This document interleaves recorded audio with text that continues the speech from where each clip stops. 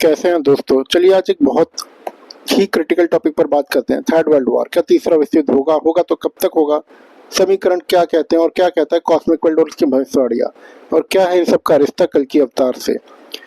कोई भी युद्ध अगर होता है तो उसके पीछे कुछ कारण होते हैं, कुछ कारण जिनकी वजह से वो युद्ध शुरू होता है। एक चिंगारी, बस एक चिंगारी कहीं से भी लगे काफी होती है। कुछ दशक पहले तक दुनिया में दो देश सबसे शक्तिशाली माने जाते थे, अमेरिका और रूस। समय गुजरा, कई विभिन्न कारणों की वजह से रूस की सैन्य ताकत तो इंक्रीज होती गई, पर वो बाकी की चीजों में पीछे होता गया। अमेरिका के साथ ऐसा नहीं हुआ। अमेरिका हर चीज में बस आगे बढ़ता ही गया। धीमे धीमे करके ये फर्क दोनों देशों में दिखने लग गया। पर जहां दुनिया के कुछ देश कमजोर हो रहे थे, एक देश अपनी ताकत बहुत ही शांति से बढ़ाता जा रहा था, वो था चीन। चीन अपनी नीतियों के कारण एक एक कदम करके बढ़ रहा था, पर उसमें तेजी थी। चीन ने बहुत ही जबरदस्त तरक्की की और हर एक क्षेत्र में की। ये कह सकते हैं कि अमेरिका पावरफुल हुआ तो चीन उसके पीछे हो लिया। जो अंतर चीन और अमेरिका में आज से 50 साल पहले था वो अब नहीं रहा है। चीन कई मामलों में ये तो अमेरिका के बराबर आ गया है, ये बहुत कुछ ही पीछे है। दुनिया के समीकरण बदल रहे थे, देश आगे पीछे हो रहे थे, और इन सबके बीच में एक नई क्रांति जन्म ले रही थी। वो क्रांति थी इंटरनेट। इंटरनेट इस पूरी दुनिया की कुछ ही दशक बाद इस तरह बदलने वाला था कि कोई नहीं जानता था यही तीसरे विश्व युद्ध का सबसे बड़ा आधार बनेगा। इंटरनेट उन सिद्धांतों को हिला देता था जिनका जन्म पूंजीवाद पर हुआ था। पूंजीवाद ये कहता है कि जिसके पास पैसा ज्यादा है उसके पास ताकत ज्यादा है, पर इंटरनेट का सिस्टम ऐसे काम नहीं करता था। इंटरनेट ने ताकत उन लोगों के पाले में डालना शुरू कर दिया जिनके पास योग्यता थी। इंटरनेट एक ऐसी क्रांति थी जो ताकत रखती थी आखिरी पायदान पर खड़े उस आदमी को भी आवाज देने की, वो अपनी बात दुनिया को कह सके, ऐसा प्लेटफॉर्म देने की वो सारी दुनिया तक पहुंच सके। अगर आप दुनिया भर की इकोनॉमी देखेंगे तो आप पाएंगे कि 1990 से पहले के सारे अमीर लगभग वही थे जिनके पास या तो पहले से पैसा था या फिर उनकी सरकारों में पैठ थी। पर यह बात 1990 के बाद बदल गई। Google, Facebook, Yahoo, Apple, Samsung जैसी कंपनियां मार्केट में आ गई। पर इस इंटरनेट टेक्नोलॉजी में भी अमेरिका ही सबसे आगे रहा। अपने इकोसिस्टम, पॉलिसीज और पोजीशन की वजह से अमेरिका के पास वो ताकत थी कि अमेरिका चीजों को अपने काबू में कर पाया। वो सारी दुनिया तक और बेहतर तरीके से पहुंच पाया। इंटरनेट आने की वजह से अमेरिका की ताकत और बढ़ी ही, पर समीकरण बदल रहे थे। अमेरिका कितनी भी तेजी से आगे बढ़ रहा हो, उसे उतनी तेजी से वर्क फोर्स की जरूरत बढ़ती जा रही थी, लेबर फोर्स की जरूरत बढ़ रही थी, उस टीम की जो उनका काम सस्ते में कर सके। अमेरिका और दूसरे पश्चिमी देशों ने कई देशों में अपना काम आउटसोर्स करने की कोशिश की, पर उनकी दो सबसे इम्पोर्टेंट चॉइसेस थी, भारत और चीन। एक तरफ भारत बहुत लिबरल चल रहा था, दूसरी तरफ चीन अपने लोगों की बेहतरी के लिए कठोर पॉलिसीज अपना रहा था। नतीजा ये निकला कि जितना काम भारत आया उससे कहीं ज्यादा काम चीन जाता गया। अब इस तरह से अमेरिका और दूसरे पश्चिमी देशों की ग्रोथ में चीन भागीदार बन गया। चीन केवल पैसे ही नहीं कमा रहा था, क्योंकि वो अमेरिका और दूसरे पश्चिमी देशों का काम कर रहा था, वो उस टेक्नोलॉजी और पूरे वर्किंग सिस्टम को समझ रहा था जिस पर पश्चिमी देशों का एकाधिकार था। भारत जितना पीछे रहता गया, चीन उतना ही आगे बढ़ता चला गया। चीनी कंपनीज पश्चिमी देशों की कंपनीज को कई जगह पर टक्कर देने लग गई, पर असली कहानी अभी बाकी थी। वो कहानी थी इंटरनेट को आधार बनाकर एक और नई टेक्नोलॉजी मार्केट में उतारने वाली, वो थी एआई। एआई एक ऐसी क्रांति की शुरुआत थी जो इंटरनेट से हुई क्रांति को भी बहुत पीछे लेफ्ट करने वाली थी। एआई जब ये शुरू हुआ तब हर इनोवेशन की तरह इसके पीछे बस अच्छे इस्तेमाल ही गिने गए थे, पर कोई नहीं जानता था ये टेक्नोलॉजी तीसरे विश्व युद्ध का शायद सबसे बड़ा हथियार बनने की काबिलियत रखती थी। 2025 दुनिया के समीकरण बदल चुके थे।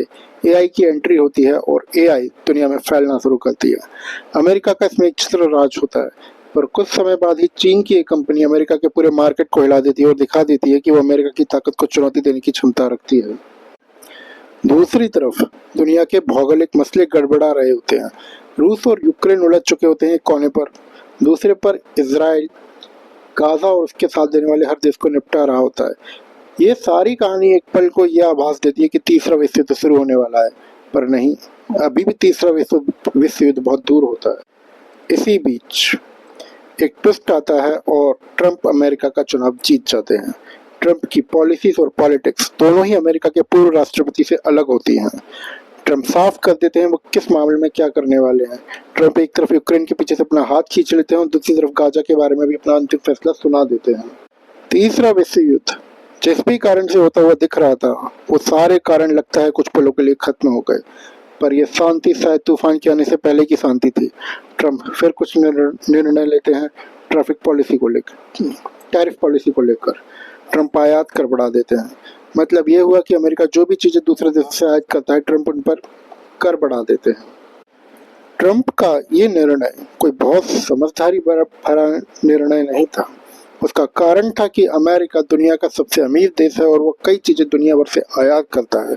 उन चीजों पर टैक्स बढ़ जाने से ऐसा नहीं हो सकता कि अमेरिका वो चीजें खरीदेगा नहीं दुनिया के दूसरे देशों से। वो खरीदेगा तब भी, बस वही चीजें अब अमेरिका को महंगी मिलने वाली है। अमेरिका जब दूसरे देशों पर ताबड़तोड़ टैक्स बढ़ाने में लगा होता है, दूसरे देश भी उसकी इसी बात का जवाब उसी की भाषा में दे रहे हैं। वो भी टैक्स बढ़ाते जाते हैं। अमेरिका एक अमीर देश है। वो दुनिया से जो लेता है वो ज़्यादातर उसके नागरिकों की ज़रूरतें हैं, और वो दुनिया के दूसरे देशों को ज़्यादातर जो देता है वो लग्जरी या विलासिता की चीज़ें हैं। यानी कि ये दुनिया अमेरिका उन्हें कुछ भी निर्यात न करे तो भी चल जाएगी, पर अमेरिका को अगर चलना है तो उसे आयात करना ही होगा। ट्रंप का बस यही डिसीजन वो वजह बनने जा रहा है कि जो तीसरे विश्व युद्ध की नींव रखेगा और उससे जुड़ी हर भविष्यवाणी सही कर देगा।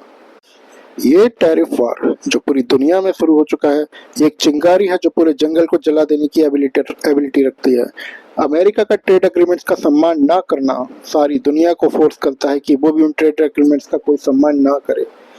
एक इंटरनेशनल संस्था का इस तरह नाकाम हो जाना ऐसी दूसरी संस्था को भी नाकाम कर देगा। अमेरिका की ये हर धर्मिता उससे दुनिया के ग्लोबल लीडर की पोजीशन को ले रही है।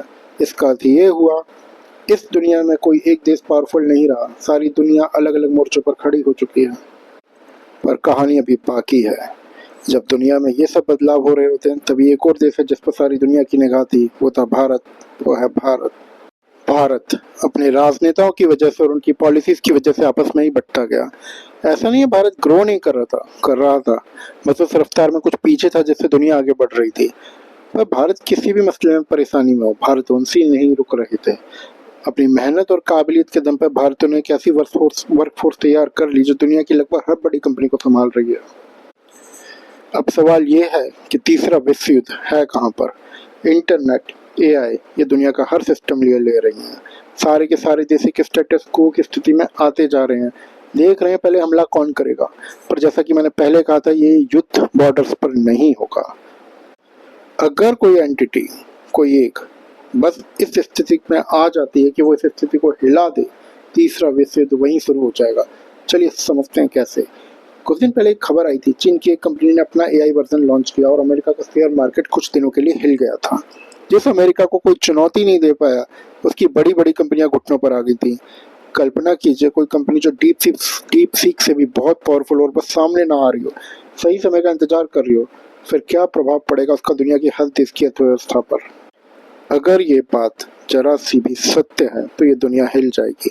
एक ऐसी स्थिति निर्मित हो जाएगी जो सारी दुनिया को इस मुकाम पर लाकर खड़ा कर देगी कि किसी को भी समझना है कि आगे क्या करना है, कैसे करना है।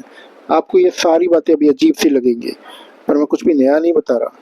यही तो है नास्ट्राडामस की भविष्यवाणियां, यही है कल की पुराण का सत्य, यही है प्लस अल्ट्रा की एंट्री, यही है वो कहानी जिसका सारी दुनिया को इंतजार है। भारत एक उम्मीद थी इस पूरी दुनिया के लिए। इतनी रिलीजन्स, इतनी भाषाएं, इतनी संस्कृतियां, इतने भेदभाव, पर फिर भी उन्हें बांधती पूर्व से पश्चिम तक, उत्तर से दक्षिण तक। कोई तो बात है यहाँ की मिट्टी में। इतनी बांटने की कोशिश की गई सदियों से, पर ये बटा नहीं है देश। देखिए, एक बात को समझिए, अगर भविष्यवाणी को सच होना है तो वो एंटिटी कहीं ना कहीं पर तो है जो दुनिया को ये सोचने पर विवश कर दे कि आगे क्या। वो कंपनी कहीं ना कहीं तो है जो सारी दुनिया पर नजर रख रही है और उसे पता है हर स्टेप का आगे क्या।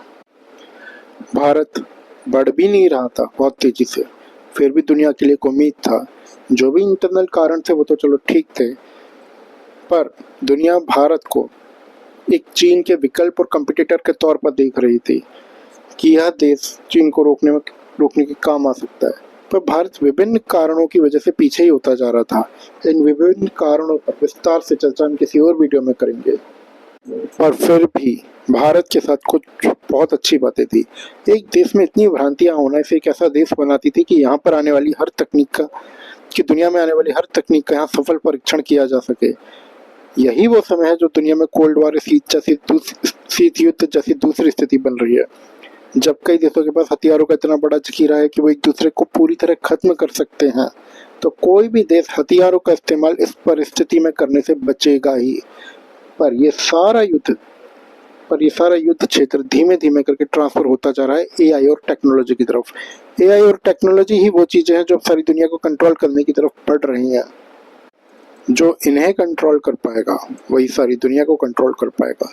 Banking, army, markets, workforce, economy सब इसी से चलनी है। पर समस्या ये है कि इन सबको घुमा कौन पाएगा। जो भी देश इन सब का इस्तेमाल सही से कर पाएगा और चीज़ों को बेहतर तरीके से घुमा लेगा अपने फेवर में, वही आने वाली दुनिया को कंट्रोल करेगा। कई बार जिंदगी को सीधे तरह से नहीं देखा जाता, उसे कुछ घुमाकर देखना जरूरी हो जाता है। कई बार जहाँ से नाउम्मीदी सबसे ज़्यादा होती है वहीं से उम्मीद भी सबसे ज़्यादा होती है, और यही बात भारत पर भी अप्लाई होती है। भारत इस समय वैश्विक शक्तियों की रेस में काफ़ी पीछे छूट चुका है। आंकड़ों को घुमाकर सच्चाई नहीं बदली जाती।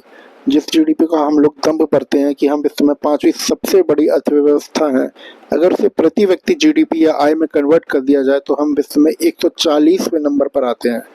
दुनिया जहाँ टेक्नोलॉजी में कम्पीट करने में लगी हुई है, वहीं भारत के उद्योगपति अपनी पहुंच का इस्तेमाल करके सरकारी काम पास कराने में। पर अभी हम ये सब चीज़ों पर बात नहीं करेंगे। हम बस तीसरा विश्व युद्ध और उससे भारत के रोल के बारे में बात करते हैं। भारत के रोल के बारे में बात करेंगे। यह सत्य है, भारत एक ऐसा देश है जिसमें कई भिन्नताएं हैं। हम इसमें से बस फिलहाल एक सेगमेंट पर फोकस करते हैं और उसे नाम देते हैं सिटी जोन। सिटी जोन मतलब एक छोटी सी ऐसी जगह है देश के अंदर जो कई मामलों में दुनिया के कई देशों को टक्कर देती है। आपको बस एक बात समझनी होगी, सिटी जोन के केंद्र में कोई ना कोई बड़ा शहर जरूर होगा। फिलहाल हम उठाते हैं भारत के सबसे बड़े ऐसे एरिया को, ये है दिल्ली एनसीआर।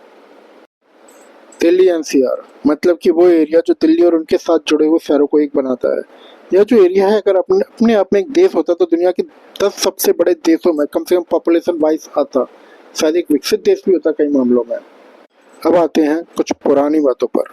पूरी दुनिया में इस समय उथल पुथल हो रही है। ये उथल पुथल बहुत समय पहले लिख दी गई थी, कई मामलों में तो सदियों पहले। यही वो लम्हा है जब बाइबल और कुरान की कथनी एक होने का समय है, और यही वो पल जब नास्ट्राडामस की भविष्यवाणी और कल्कि के बारे में वचन सब सत्य होंगे। ये सत्य है कि एआई और टेक्नोलॉजी की रेस में भारत बहुत पीछे छूट चुका है, पर यह भी सत्य है कि आने वाले कुछ हफ्तों में ही, कुछ समय में ही भारत से कोई इस रेस में दोबारा एंटर करेगा। गति इतनी तेज होगी कि सारी दुनिया की कहानियां एक एक करके पीछे छूटती जाएंगी। यह देश जितना पीछे रह गया है उतना ही आगे बढ़ता जाएगा। भारत में एक ऐसी शक्ति का उदय होगा जो अपने प्रभाव से पहले तो देश को एक कर देगी और फिर दुनिया को। उस शक्ति के उदय होने से जो खलबली मचेगी वही तीसरे विश्व युद्ध का कारण बनेगी। आप ऐसे समझ लीजिए कि आपके सामने एकदम से ऐसी परिस्थितियां निर्मित हो जाए जिसमें आपको ये ना पता चले कि अब रिएक्ट कैसे करना है। आप उसके लिए भी बिल्कुल तैयार नहीं थे, तो उस हड़बड़ाहट में आपको जो भी सही लगेगा आप वही करेंगे। अब यही बात आप बड़ी बड़ी कंपनीज, कार्टेल्स और दूसरे देशों पर अप्लाई करके देखिए। जैसे ही ऐसी कोई परिस्थिति निर्मित होती है जिसके लिए कोई तैयार नहीं है, तो डिसीजंस लेने की क्षमता कमजोर पड़ती है। इंटरनेट, टेक्नोलॉजी, एआई, इन्होंने सारी दुनिया को एक धागे में कनेक्ट कर दिया है। दुनिया में कहीं भी कुछ हो, इसका असर एक जगह नहीं रहता। अपने प्रभाव और अपनी गति के हिसाब से वो पूरी दुनिया को अपने अंडर में लेने की क्षमता रखता है। कल्पना कीजिए एक वायरस की, एक सिस्टम की, एक शक्ति की जो सारी दुनिया को अपने प्रभाव में ले ले। इसका एक छोटा सा ट्रेलर एक जरा सा वायरस कोरोना के रूप में सारी दुनिया को दिखा चुका है। अब बारी एक शक्ति की है। एक शक्ति सारी दुनिया को, इसके सारे सिस्टम्स को अपने कंट्रोल में ले लेगी। हो सकता है बात नहीं लगे, उस शक्ति की यात्रा ही तीसरा विश्व युद्ध शुरू करेगी। हो सकता है बात नहीं लगे, पर बात बिल्कुल भी नई नहीं है, बहुत पुरानी है। यही है नॉस्ट्राडामस और कल्कि पुराण की भविष्यवाणियां। एक आदमी उठेगा भारत से और ले लेगा सारी दुनिया।